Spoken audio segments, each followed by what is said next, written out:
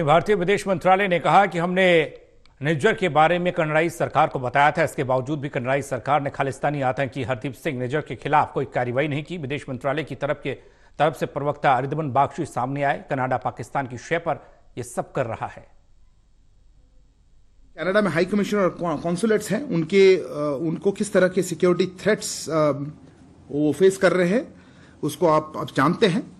इससे उनका जो सामान्य कामकाज होता है उसमें बाधा पड़ी है, उससे डिसरप्शन आई है। इसीलिए हमारी हाई कमीशन और कॉन्सुलेट्स अब टेम्पररीली वीजा एप्लीकेशंस नहीं प्रोवाइड कर पा रही हैं। हम इस सिचुएशन को रेगुलर बेसिस पे रिव्यू करते रहेंगे, इसकी समीक्षा होती रहेगी।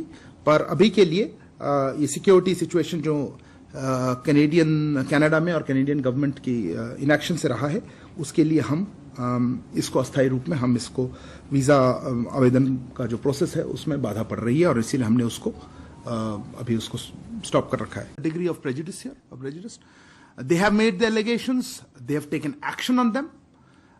To us, it seems or it appears that these allegations by the government of Canada are primarily politically driven. We have been sharing details of fugitives from justice who have run away, who are seeking safe havens in Canada and elsewhere, to come back to India and face injustice and justice, whether it's economic fugitives or as terrorists. I think that's the way rule of law works.